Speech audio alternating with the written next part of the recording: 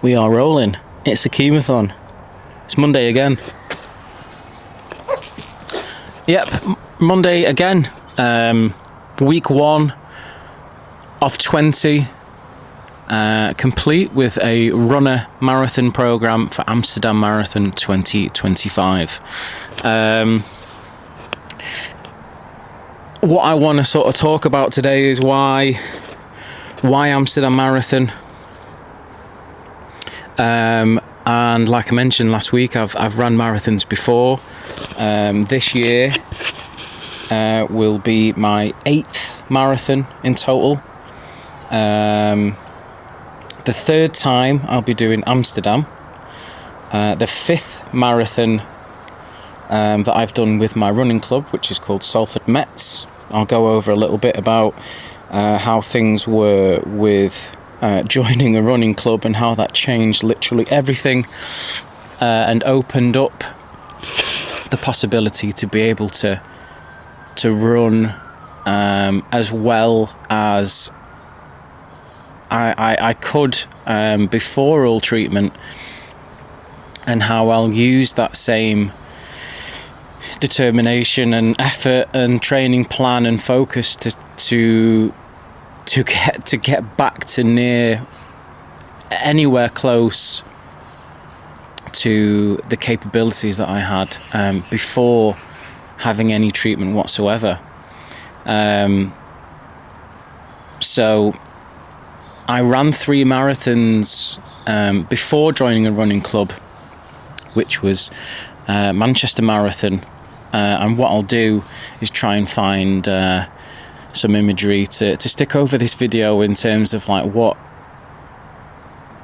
that marathon was like, because it shouldn't have gone ahead. The route was terrible, the weather was awful. I know you can't control the weather, but yeah, that Manchester Marathon was the first one after a long time of Manchester not having a marathon, and it was atrocious. It was so bad. I completed that marathon in 4 hours 27 minutes, and then from looking back this week, like over some old numbers and times that I've done in the past, I actually ran Liverpool Marathon in the same year and did that in 4 hours 13, which I was over the moon with. And at that point in training, quite naively really, I thought like breaking 4 hours is a huge ask, like probably impossible.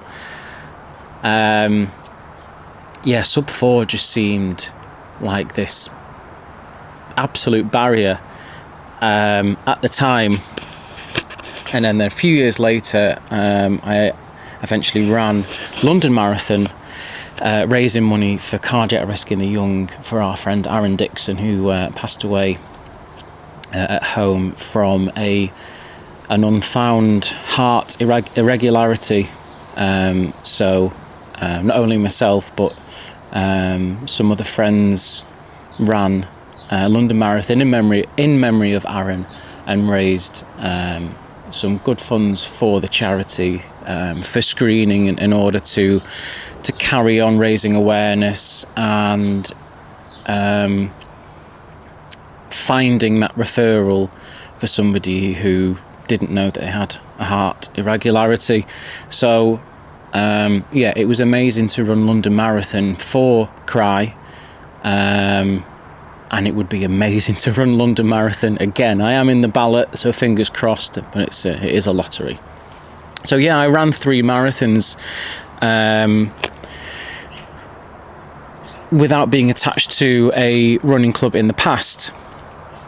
Now, like I said, why Amsterdam again this year, and why 3 times? So I joined Salford Mets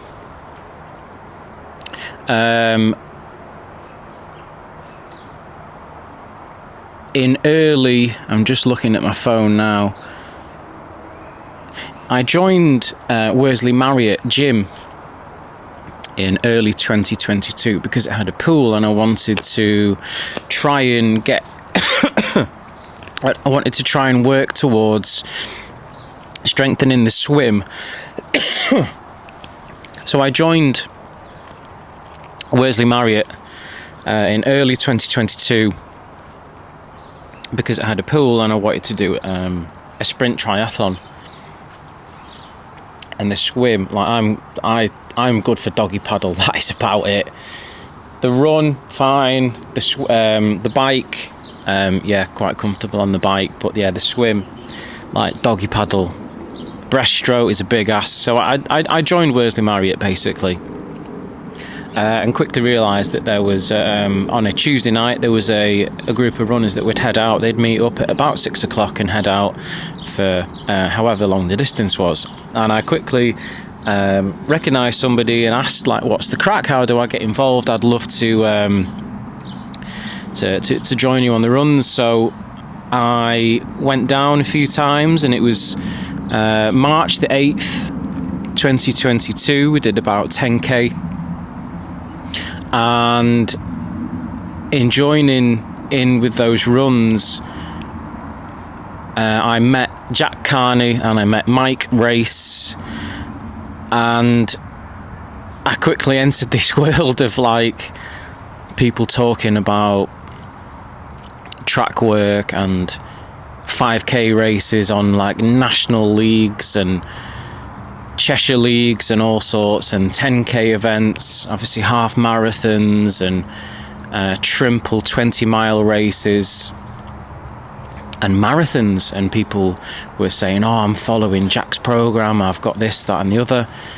And after going down a few times, Jack said, listen, why don't you come down to Cleveley's track and join us and see if you like it, see if you're interested in track work itself, or join in Salford Mets. And I was like, why would I go to the track? I'm not a sprinter, and it just seemed a bit weird to like, no, I just want to run. And Jack said, no, come down, see if you like it. So I did, and it kind of opened up a new effort of running, in terms of like running 400s, 600s, 800s, up at like this pyramid workout that I did on one of the first times I went down. And my body was aching in new places, and running the bend, I quickly realised that as I'm running round to the left, my left calf was really hurting, and I had these new aches and pains, but I wanted more. And Jack really helped me to get better at track work. And then I quickly realised that track work complemented longer distance running. So the next time I went out for a Tuesday night run or a long run, I very quickly realised that those quick sessions really do help you in your longer runs, to the point where people were talking about London Marathon, Manchester Marathon, Chester Marathon. So I started having a look around, and I noticed Amsterdam was quite a short. No, it's not short. And I quickly realised that Amsterdam Marathon was in October. It was a flat race. You start and you finish in the Olympic Stadium. So I was I thought, all right, I'm having some of that. And I spoke to Jack and said, I'd love to get stuck into a marathon program. And he said, well, from you coming down, I'll write you a program for 3 hours 15. And I was like, you're mad. That's not even possible. Like for so long, my marathon time was 4 hours 13. I couldn't break 4 hours. And then for someone to say, no, we'll get you there, I'll write you a program for 3 hours 15. And I was blown away. I couldn't really believe that was possible. But from going down and realising that following a marathon plan and the structure and the consistency and getting stuck, buying a lot of running trainers as well. It is probably the most expensive free sport you could involve yourself in. I basically like went head first, like absolutely all the way in to training for this marathon. And lo and behold, my first marathon that I ran with Salford Mets in Amsterdam, I ran 3 hours 11 minutes which I was never again in my life will I achieve a drop in time for a PB in any distance. To go from 4 hours 13 to 3:11, 1 hour and 2 minutes of time, it was mind-blowing. Absolute, like, looking back, that is a madness, how you can go from that to that. And it gave me a lot of confidence and changed my complete love and perception of running altogether, just from simply joining a running club. So from getting 3:11, my sort of next step and challenge was then to break 3 hours, which you think like 11 minutes across a marathon is doable. It's still a lot of work to put into a marathon. But yeah, from getting that 3 hours 11, and every marathon since then, the goal is to get that sub 3. It could be 2:59:59, but that was the goal. Every marathon since my first one with the Salford Mets in 2022 was to break 3 hours. Am I going to do that this time around? I have to think realistically. I don't think that's going to be the case, but it's going to be an incredible achievement to even finish it. After having treatment and being in this incredibly like strong endurance fitness, like I've looked at times from last year. I ran a 10k race in January 2024, Stockport Daffodil 10k. I was like barely within 2 minutes of my 10k PB, which I set at Aintree.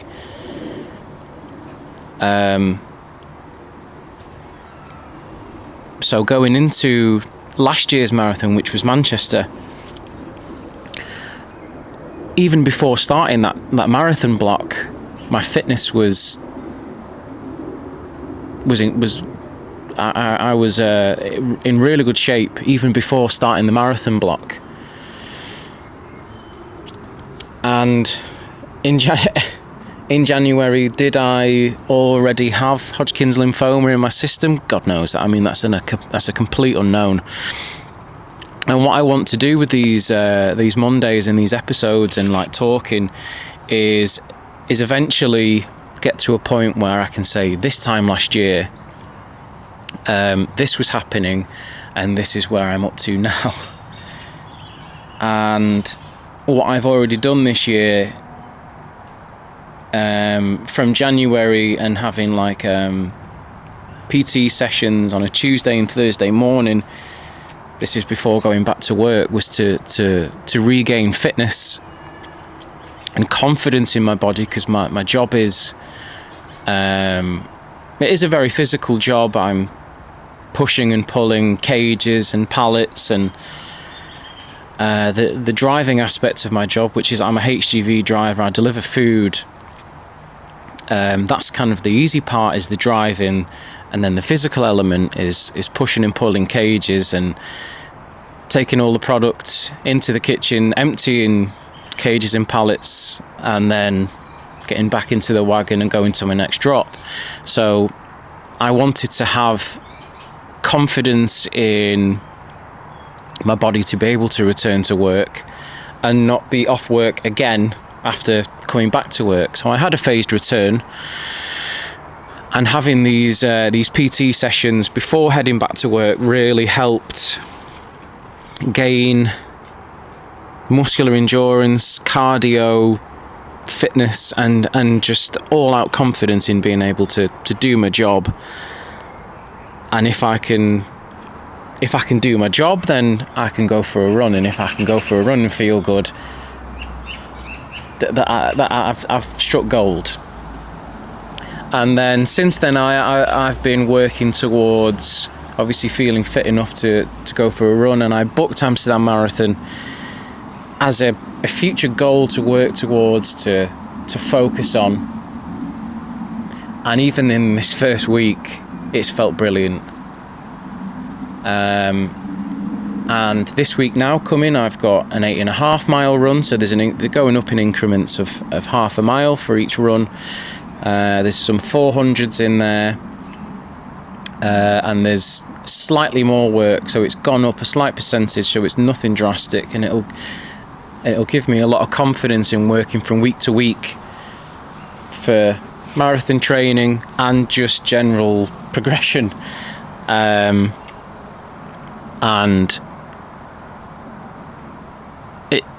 what I want to do with each episode is focus on one thing specifically. So I'll do an episode on what happens on chemo day, what to expect, literally walking onto the ward, having your cannula put in, and what happened literally. I took a packed lunch, how things are with like going to the toilet, and just try and provide as much information for the next person who might be diagnosed with something like Hodgkin's lymphoma or something completely different to me, that someone can watch this and then think, well, I've got something to watch, or I can put somebody's mind at rest that a tiny little bit more before going to hospital to have treatment of any kind. So I'll try to because I could just waffle on, and that's not nobody wants to watch that. But I'll try to give as much insight as possible. And it's some of it might be an overshare or too much information, but I want to tell people what happened, what does happen, and it doesn't just happen to one person. It happens, it's a massive strain on a couple. I mean, we don't have kids, but I can't imagine how a single parent with children, like one or more than one child, how they get through that. But people do it, and I'll try to share everything or as much as possible that I feel comfortable in sharing, which is I don't mind talking about everything. So this episode is like, why Amsterdam? The weather is perfect. I ran Copenhagen Marathon a couple of years ago, and the heat was far too hot. Training wise, I was probably nailed on for a very strong chance of getting sub 3. I ran 3 hours 16. The heat was unhealthily hot. There was a lot of people literally dropping, which was not pretty to see or hear about. And God knows how Philly Bowden ran 2:29, I think it was. Yeah, that was a very hot day, and all the while that you can train, you can be in the perfect condition possible. It comes down to one day, and you can do everything in your power to be fit and ready, but it all comes down to one day. And also it's where I have got my marathon PB, which is 3 hours, so literally 3:00:00. And what I have to remember, and what I'll always be happy if that is my PB. That's my PB. Even to attempt to run 3 hours, like, if you went out and tried to do it, you'd probably accidentally get like sub 3 or 3 hours and 3 seconds. I happened to run like bang on, and I was gutted. I just wanted 1 second, but if my PB is and always will be 3 hours, I'm happy with that. And if I can still complete a marathon later this year, and I'm confident I can get round, and I'm sure that somewhere between 3 hours and 4 hours 57, which is what my London Marathon time, I hope it's something between there. And if I get sub 3 at Amsterdam, it will be an incredible story. But realistically, like how I feel now, and I've made huge gains already this year in terms of muscular endurance, upper body strength, 1 rep max kind of things. I've worked with Patrick at the Works Mountain on regaining my muscular endurance, cardiovascular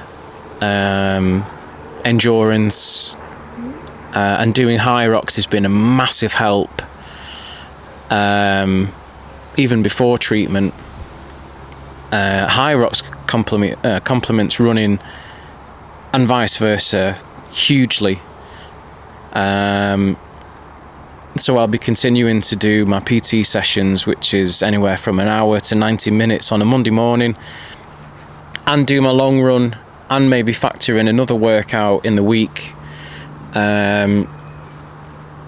to work around the demands of the marathon plan, because there are going to be times where I'm just going to be battered, and I might have to do sort of other things to strength and conditioning wise. But yeah, this episode is just like a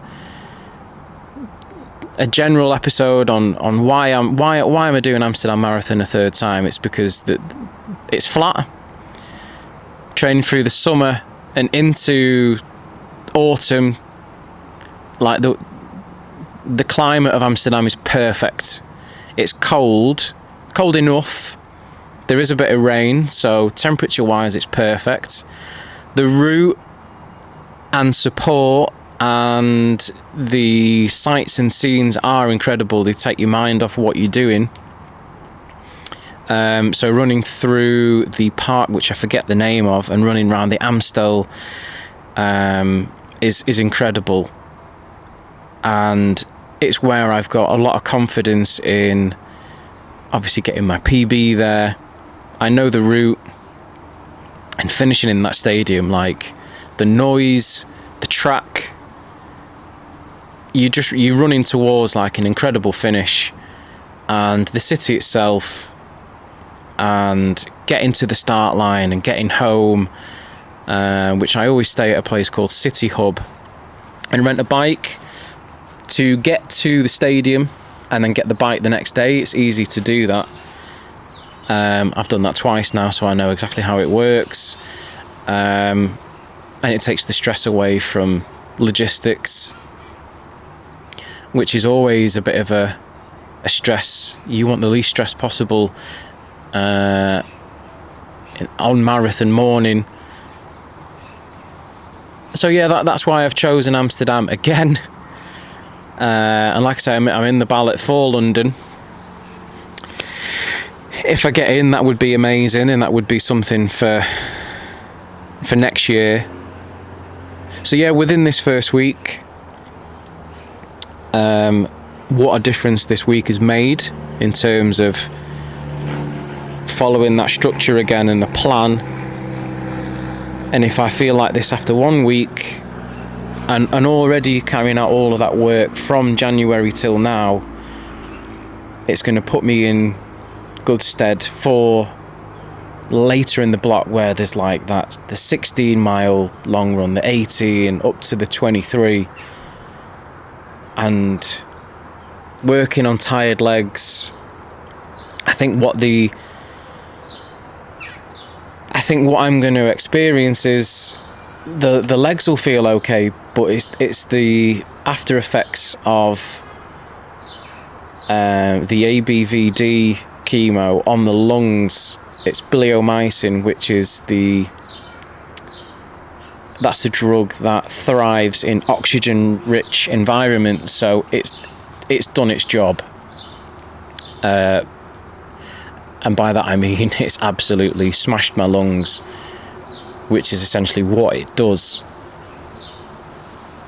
And that's another episode that I'd like to go into, is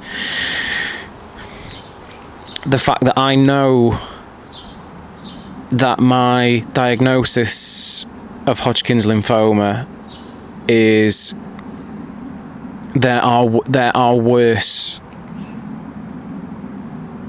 possibilities, that people are dealt a card that it's, you know, you don't come back from some diagnosis. And I know that my level of chemo is, obviously chemo is an aggressive process, but I've read up on chemo treatments for, say, breast cancer or for lung cancer, and even like durations of treatments for people who have got prostate cancer. It's almost like a lifelong process of like managing and living with cancer of different sorts, whereas my diagnosis is, there was a period of time where I was going to go through that, being ill and feeling unwell, and then coming out the other side of it and having side effects, and I'll talk about those, but I'm clear, I'm in remission, and I'll talk about my treatment and what I've had, but I know that my diagnosis was probably one of the more favourable, if you ever had to choose, which, you know, it'd be mad to think that if you could choose one, you would probably choose something like Hodgkin's lymphoma, because of the success rate. It is possible to treat and clear it, compared to people's who are terminal and don't come back, or it's very aggressive to the point where it's, you know, people have months to live, shorter than that, or live for quite a long time feeling so frail and it just, just feeling destroyed by it. And I'll try and talk about that as best as possible, because mentally it's something that you go through, and I just hope that somebody, if they were ever to be diagnosed, would try to speak as openly as I would like to.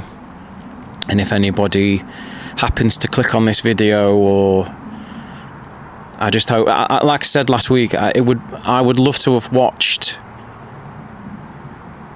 what I want to talk about before I had all my treatment, because there's so many unknowns in terms of how you're going to look, how you're going to feel, what's going to happen. Literally like a timeline of going to, you go to that first appointment, and then so many things happen, and then the next thing you know, you sat in a chair and you're having treatment.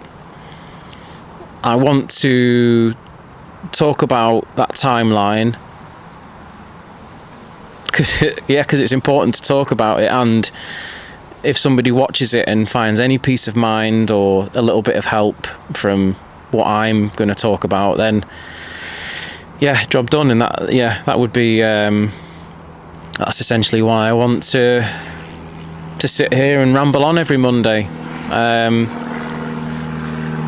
So week one is done, and there's 19 more to go. There's a lot of work to do, and a lot of things to talk about.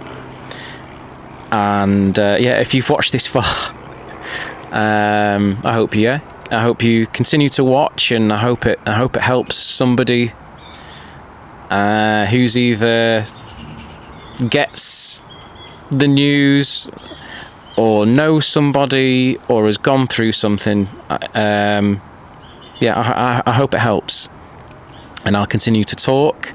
And if you want to ask anything, like I say, I'm open to talk about everything that I went through, and like I say, if it's too much information, I don't want to shy away from what did happen.